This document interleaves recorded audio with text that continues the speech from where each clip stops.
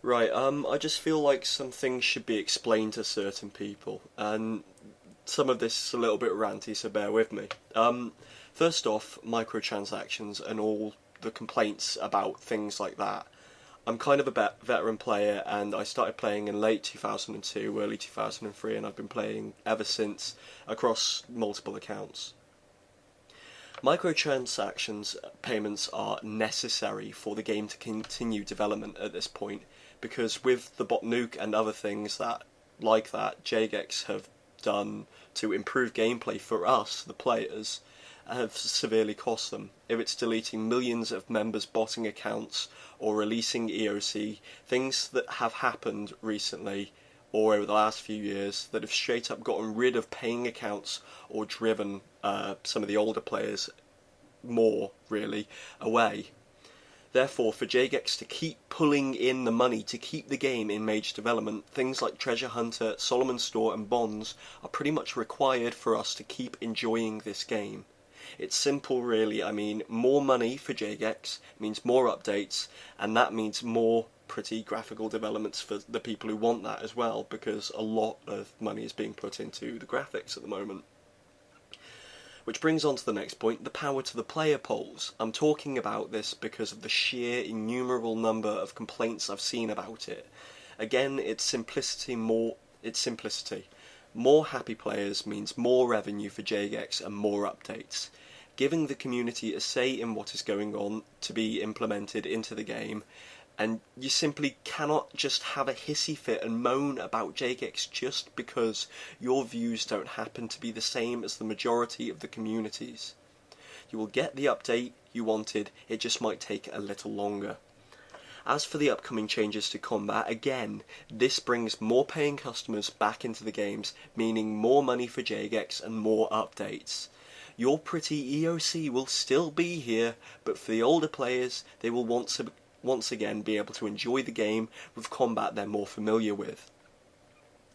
Now, the bit that has really pissed me off, and a lot of the community as well.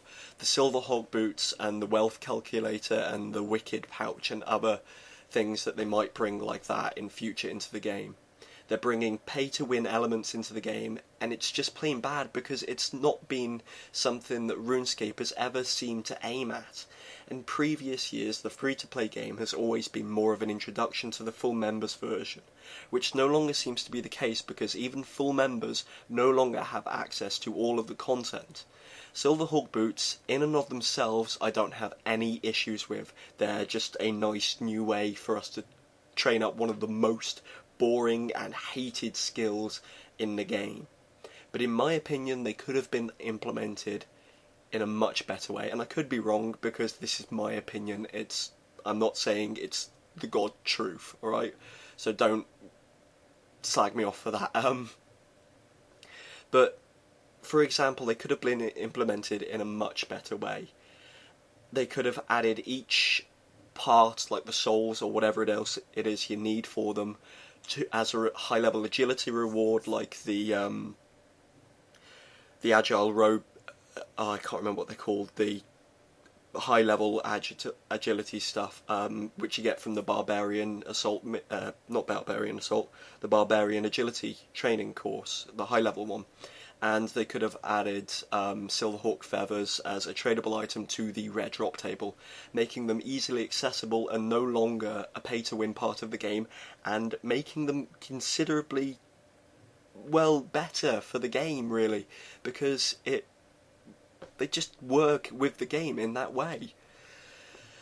As for the wicked pouch, they should have just added an ability to socket one rune to the quiver, or just added it to some form of, I don't know, the rare drop table. It might not work like that, so maybe the mage training arena, it sounds like the perfect form for the mage training arena, really. I mean, if you look at all of the other rewards from that, it kind of fits in with the general theme that they've set out from that.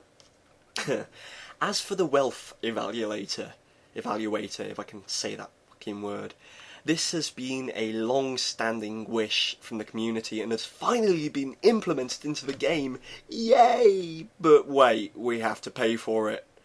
With real money. Yeah, well, thanks for that. Oh yeah, it's cheap, but it expires in 14 days and you have to buy it again. Oh, and it doesn't work.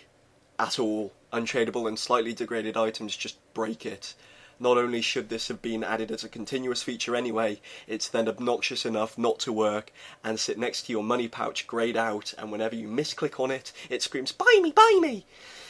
Jesus Christ, if you're going to implement something in this fashion, for the love of God, give the option to say, just make it so we can't see it. You know, whatever. As for Treasure Hunter, I'm not even going to get into that, because that's just a whole other can of worms, really. To sum it all up, stop complaining about things like bonds and cosmetics, because Jagex needs the money so they can keep updating the game for us. And Jagex, please don't sully this fantastic game by making any aspect of it pay to win. You're damaging yourselves more because you are pushing away paying players and probably in that way hurting your profits more than you are gaining from selling the product in the first place. This is all I have to say on that, and if you've got any compliments, not any complaints or comments, just comment. And if I can go into the subject of what you shouldn't really be complaining about, the things that Jagex needs, and the things that I honestly think that Jagex are doing wrong, if you want me to, yeah, just leave a comment. So, thanks.